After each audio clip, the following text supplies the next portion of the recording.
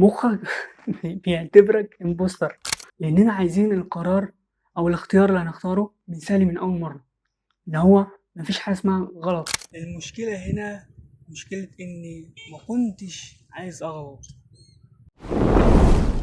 السلام عليكم ورحمه الله وبركاته. اهلا يا صديق في قناه اركان، حيث لكل ركن كتاب. لو جينا نعرف المثاليه هتكون السعي الى الكمال في كل شيء، يعني هتبقى عايز كل حاجة. والمثالية واحدة من أكبر أسباب التردد، لأننا عايزين القرار أو الاختيار اللي هنختاره مثالي من أول مرة، إن هو مفيش حاجة اسمها غلط. والسبب ده هيتحول معاك لخوف من الفشل أو النقد. لو فهمت دي ووعيت لها لكفى والله، لأنك ولا أول مرة هتبقى واعي أنت فاشل ليه وليه بتكون خايف. طبيعة مخك مصممة لحمايتك، مش انك تاخد مغامرات. انت كل مرة بتيجي تاخد فيها قرار مخك بيعمل 3 حاجات. اولا بخاف من الفشل. مخك بيعتبرك امبوستر، بيفترض افتراضات. لو قرار طلع غلط، لو الناس انتقدتني، لو خسرت فلوسي. ثانيا بيدور على اليقين، عايز ضمان 100% ان القرار ده صح. ثالثا بيحب الراحة والأنتخة. مخك بيحب السيف زون، منطقة الراحة، فبالتالي هيضيع علينا فرص كتير لأننا مش متقبلين الخطأ. الجيل الحالي عنده حساسية مفرطة من الفشل، لدرجة إنهم بيفضلوا إنهم ما ياخدوش قرار أصلا لأنهم بيخافوا يجربوا. وأبسط مثال على ده معاناتي في السكريبت ده، مع إنه يبان إنه بسيط وسهل. أنا بفضل أعيد وأزيد فيه، وحتى لما بخلصه ما بكونش راضي. الفكرة إن المثالية دي أصلا كانت معظم حياتي معتمدة عليها. ده لما باجي اخد قرار ببقى لازم اكون ضامن القرار ده، ولان الموضوع ده تعب حياتي اصلا، لان حياتي كلها كده. فانا بكلمك من واقع. سواء قناة يوتيوب، القناة اللي انت بتشوفني عليها دي، او السبنيل الصورة مصغرة ده، انا حتى جبت المعدات الاضاءة، انا جبت الحاجات ركنتها لمدة سنة عندي بسبب المثالية. اللي هو انا محتاج ايه؟ محتاج اللوكيشن يكون متصور كده، الإضاءة تكون جاية كده، الفوكس مظبوط، لا الكاميرا استنى كاميرا جديدة. الموضوع كان مبهدل، الموضوع اصلا يعني كان مرهق جدا، لاني كنت زيك كنت مستني الاشاره الكونيه عشان ابدا، لحد ما ايه، لحد ما الكهرباء قطعت وما بدأناش. بقول لكم ايه، تيجي نتمرد على على القواعد اللي انا حاططها اصلا لنفسي. لان انا حاطط شويه قواعد ان انا لازم اصور ايه ده، الاضاءه، لوكيشن، استوديو، ديكور وحاجه كده. تعال.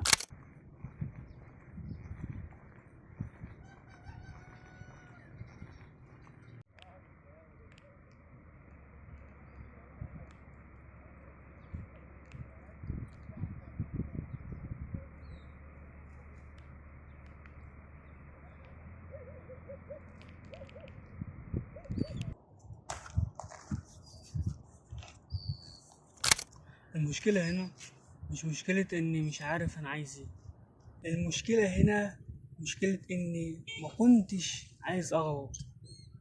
دي الفكرة. لكن أي حد ناجح بدأ في حاجة غلط فيها، وده أصلا جزء طبيعي من الرحلة.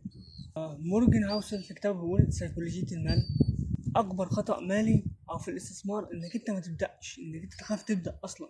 النجاح بيكون مع التجربة والألم، إنك أنت لازم تدوق أصلا. بدي أدوق.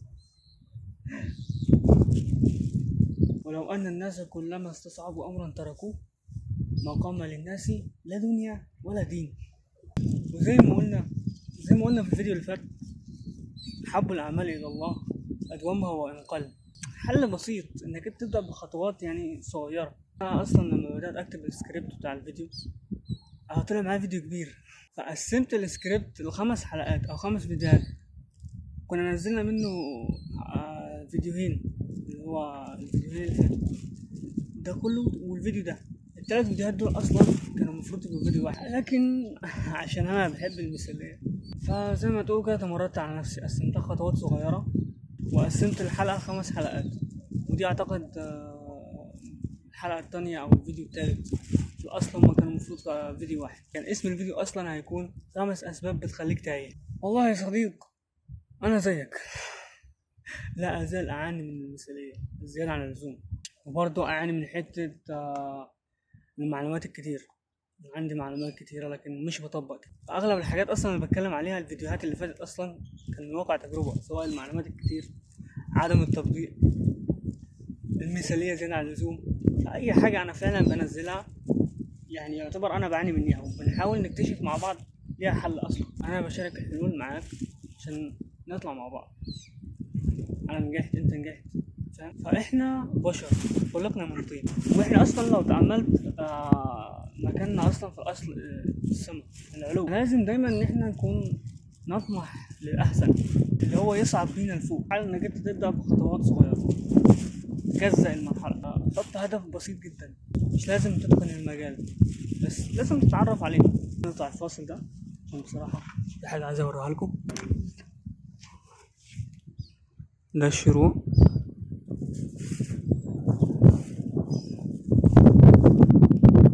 صديق، نحن لم نخلق عبثا والله. أول حاجة وهي العبادة، وبرضو أنت هنا لسبب أصلا. احنا برضو جايين هنا عشان نبدأ، فلا تمت فارغا، سيب لك أثر طيب.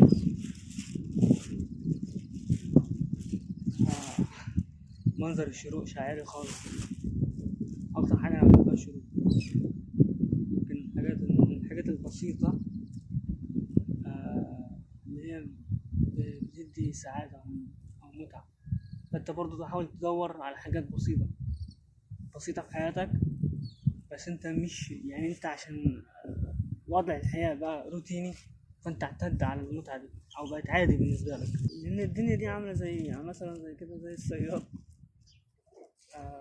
اللي بيطلع يطلع رزقه في البحر، بيطلع يجيب رزقه من البحر، فممكن يقعد 3 ساعات 4 ساعات رامي شبكته أو رامي السنارة بتاعته، ممكن ما تطلعش.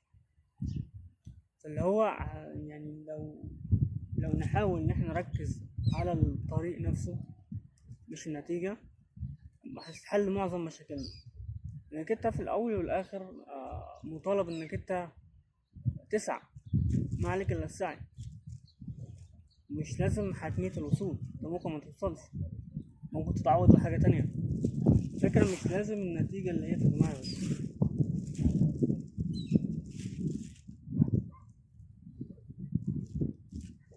لأننا دايما احنا بنقنع نفسينا ان احنا لازم نركز على الطريق ومتعة الطريق، بس الفكرة انك انت بتتشتت في وسط انت بتتشتت لما تيجي تمشي على الطريق ده، لان في حاجات مغريات كتير، في اغراء كتير على الطريق ده.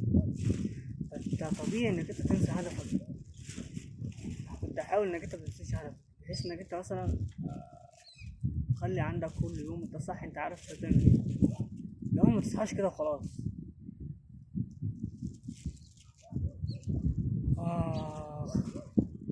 سريع متعبة، ان هي بتحجمك، تخليك عندك شلل فعلا، تخليك ما عندك تردد لا نهائي. عارف لما تحتار بين حاجتين،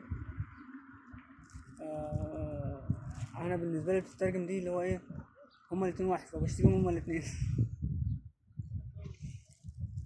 فالمثالية مؤذية جدا، وأن ليس للإنسان إلا ما سعى وأن سعيه سوف يرى.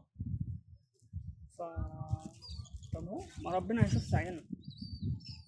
يبقى المقصد من ده كله انك انت تركز على السعي نفسه، متركزش على النتيجة، متركزش على انك انت تركز على الطريق اللي هو عارف تستمتع بالطريق. لانك انت في النتيجة لما تيجي تاخدها طب ماشي، انت شغال تحوش تحوش تحوش عشان تجيب مثلا تليفون أو عشان تجيب حاجة انت بتحبها، انت جبتها، فمستوى الدوبامين عندك يرتفع لفوق، عشان ربنا ليه حكمة هيرجع طبيعي تاني، ان هو مش هيفضل طالع لفوق لفوق لفوق لفوق. لو بصيت لها دي كميزة، انك انت برضه لو حصلت لك حاجة وحشة ايا كان دي حاجة وحشة اللي هو في ليفل قاسي خالص، يعني مثلا نفترض انه يعني بعد الشر يعني توفى ليك حد عزيز عليك، مستوى الدوبامين هينزل خالص خالص خالص، هتحس انك انت بتعاسة وباكتئاب، اللي هو انا بعمل ايه هنا، بس هيرجع طبيعي. فدي حكمة انك انت ما تجريش ورا المتعة المؤقتة. وده اصلا لو عرفت تظبطه هيتولد عندك حاجة اسمها الرضا، اللي هو ايه، مش ساعات بقول لنفسي ازاي الواحد يرضى؟ انا عندي تركيبة الرضا ماشي، انا سمعت قصص وقريت، بس برضو الشعور نفسه اللي هو ازاي. فالرضا على ما اعتقد يعني ممارسة. لو عارف بتمثل حد متقن، حد او مش بتمثل عشان اللفظ يعني مش كويس، اللي هو انت ايه، بتحاول انك انت تكون راضي. فانت لما بتحاول او بتعتبر انك انت راضي، هيبقى عندك صفة ايه،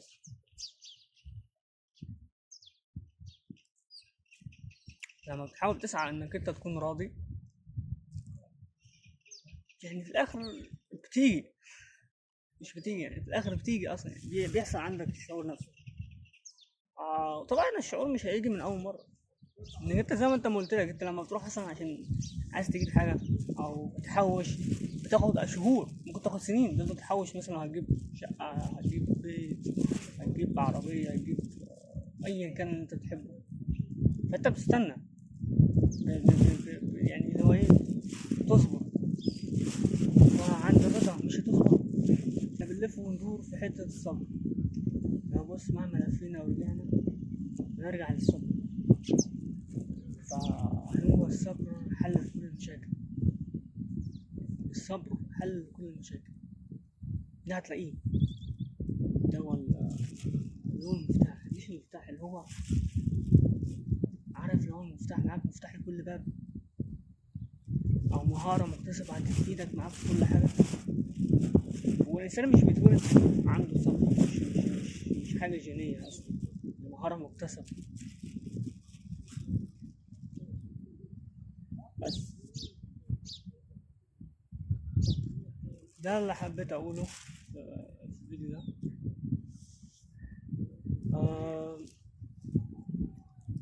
طبعا ده اللي حبيت أقوله في الفيديو ده. طبعا متنساش حيثما أنبتك الله أزهر. والسلام عليكم ورحمة الله وبركاته.